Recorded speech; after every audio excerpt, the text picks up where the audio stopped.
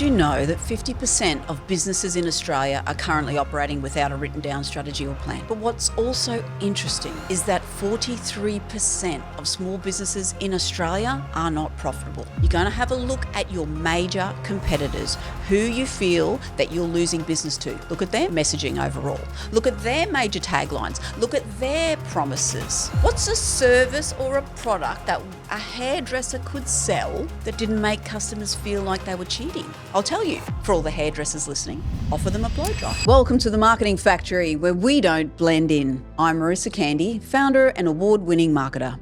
And for over 2 decades, I've helped businesses think differently about their marketing and achieve powerful results. In this podcast, I'll share proven strategies so that you can create profitable marketing campaigns that drive real impact for your business. Ready to turn clarity into action? Let's get started. Did you know that 50% of businesses in Australia are currently operating without a written down strategy or plan? But what's also interesting is that 43% of small businesses in Australia are not profitable. Now, this is the worst rate since 2012. Something has to change, which is why we've decided to take action today and help. So today I'm going to guide you through developing a marketing strategy in just 10 minutes. So you've got no more excuses, right? No, you need to go away and do the work, but we're ready. You're ready. I'm ready. Let's get into it. Number one thing that we're going to do before we even start writing a strategy or anything like that, we've got to prime our mind. You know, I like to refer to our brain very similarly to preparing it for what mode we need it to operate in, like a television remote, like the car stereo. On a television remote, you've got a button for whether you want free TV, Netflix, YouTube, Spotify. We just press the button and that's what mode it operates in. But how do we do that for our brain? I don't know about you, but I can't find those buttons. So we've got to make sure we're in the right mindset before we go into writing a strategy, okay?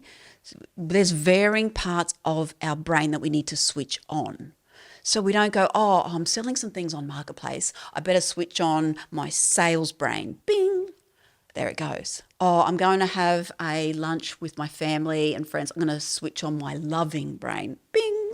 There it goes. It's not like that. So we've got to get in the right mindset. Get ourselves thinking clearly. It's just like you cannot put a creative person like myself into a room with no natural light and say, do your best work.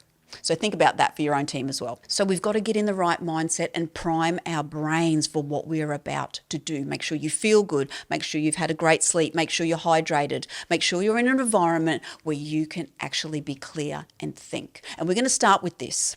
You're going to get a clean, fresh piece of paper, or you're going to get a clean, fresh document open. And you're going to start by doing this. Write down who we are being your business. I want in this paragraph or two, keep it short, what year you started, who you're here to support, what locations you operate in, any name changes if you've bought up this business off someone else before. Document it so you know who we are, where have we come from. That's in the first section, right? Next, why do we do what we do? A paragraph on why we do what we do. What are we trying to achieve in this business? Where do we want to go? Okay, put that all in this paragraph. That's your next section. Okay, once you've done that, fantastic. Then I want you to think about who are we targeting? Who do we help this business, right? List them first. Just keep listing them. Who are all the different people that we can target, right?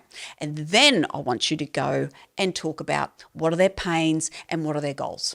Once you've got the list, then I want you to have a look at your current messaging. What are you currently saying? Have a look at your homepage of your website. Have a look at your marketing materials. Overall business, and then the major taglines or promises that your company is releasing. Okay? Look at where you are now. Once you know and you've got it down on paper, you've got it there in writing when it says, this is our business, this is our tagline, then what are you going to do? You're going to go and have a look at your competitors. You're going to have a look at your major competitors, who you feel that you're losing business to. Look at their messaging overall. Look at their major taglines. Look at their promises. And then what I want you to do is just sit back. You've got yours, your messaging, your business, your logo even, right? Then you've got your competitors. Now do like 3 to 5 of your competitors. You know what's really interesting sometimes when you've got it there, some things just shine out to you like a big whopping red flag and you can see some gaps. Do you go, oh my gosh, I never realized before, but we're all of our major colors is blue, or we're all just saying a similar tagline or similar messaging with changing a few words around here or there. So where's the opportunity in that? Because the more you blend in, the more you go unnoticed. So putting this all down in front of you, you might be able to actually see some gaps, see some overlap.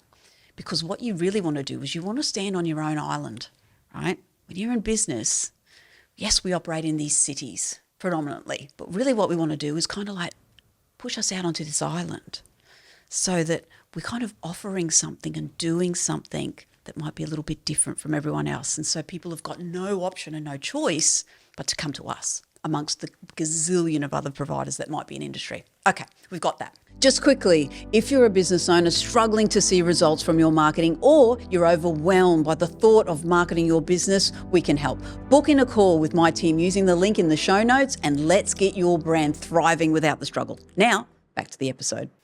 Then we want to be clear. What do we offer? List all your products. List all your services. I want to see 12 months of revenue, okay, in what you sell. So if you sell all these different products, I want to know which is the top 5 performing products. What do you sell most of in revenue, in numbers?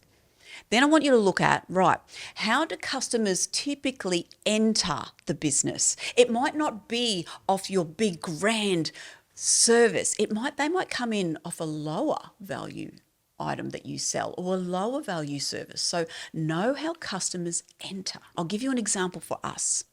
So we might sell ongoing marketing month to month, but people might enter by having a logo designed.